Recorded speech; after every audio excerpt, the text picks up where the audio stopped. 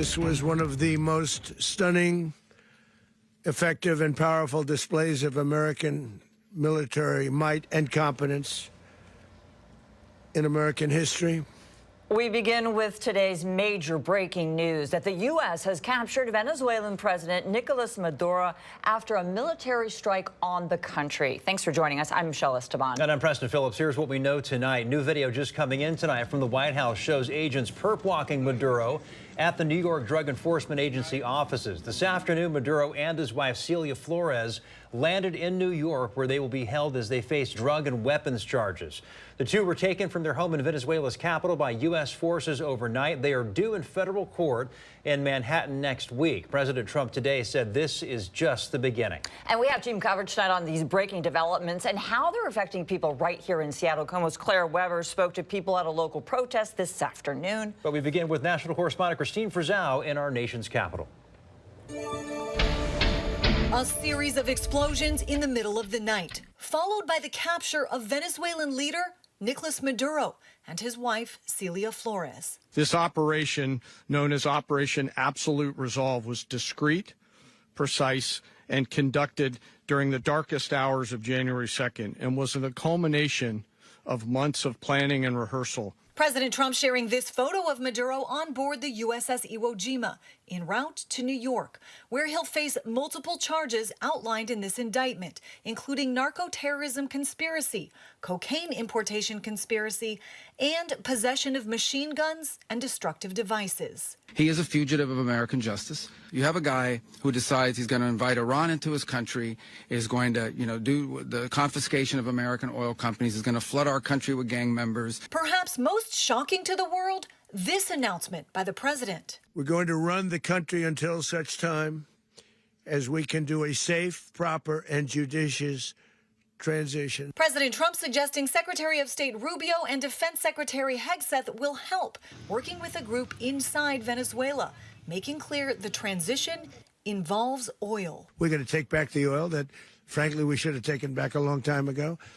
A lot of money is coming out of the ground. We're going to get reimbursed for all of that. We have to be surrounded by safe, secure countries. And we also have to have energy. Very important. Democrats slamming the announcement. This is insane.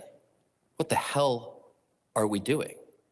I mean, we've got a lot of problems in America today, and invading, occupying, running Venezuela does not solve any of them.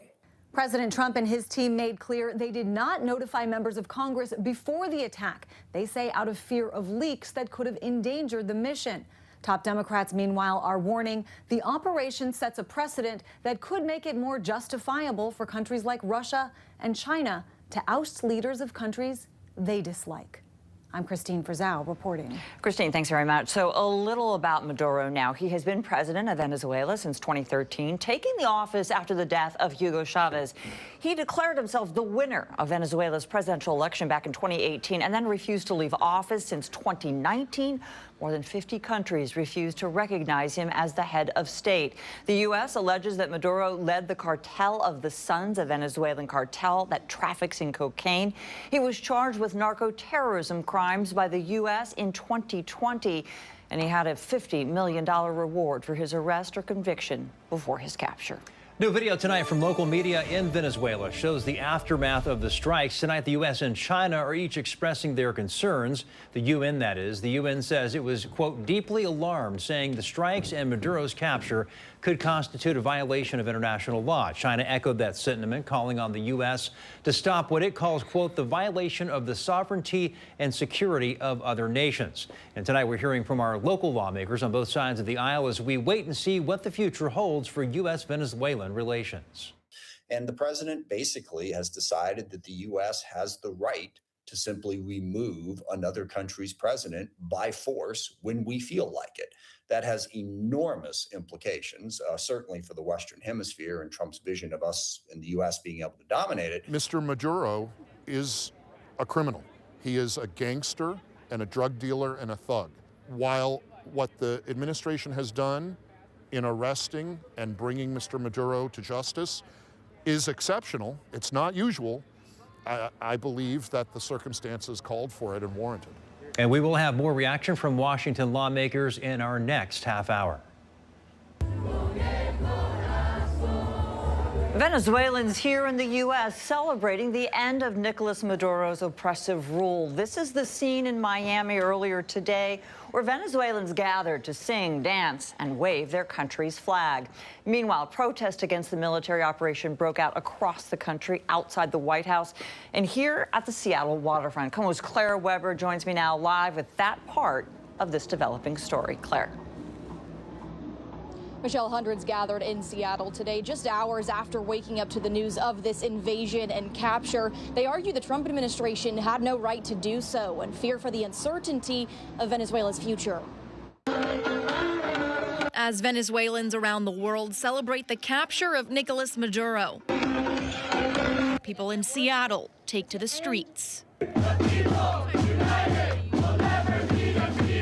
The U.S. military operation overnight and the explosions heard across Venezuela's capital are drawing criticism from some Americans. But what are we, the world's policemen? We decide who lives, who dies? While waving signs and following chants, the crowd argues the Trump administration's invasion was illegal.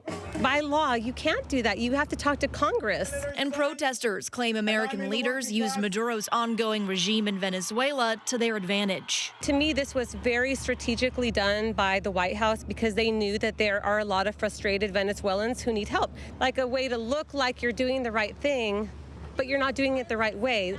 Many say they oppose the possibility of another war and President Trump's plans to tap Venezuela's oil reserves. Some fear this won't stop here. We continue fighting or bombing our countries. Maybe next country is going to be mine, Mexico. Yeah. While many Venezuelans continue to rejoice, demands for accountability are made locally. Is Maduro a dictator? Yes. Is Trump a dictator? Yes. And two wrongs don't make a right. The group today signaled this could be just the first of several future demonstrations and now call for action from Washington's congressional leaders. Live in Seattle tonight, Claire Weber, KOMO News. All right, keeping us posted. Thank you very much. Our coverage of the latest developments of the capture of President Maduro, what it means for Venezuela and for us here at home will continue. Be sure to stick with KOMO News on air and online as we learn more.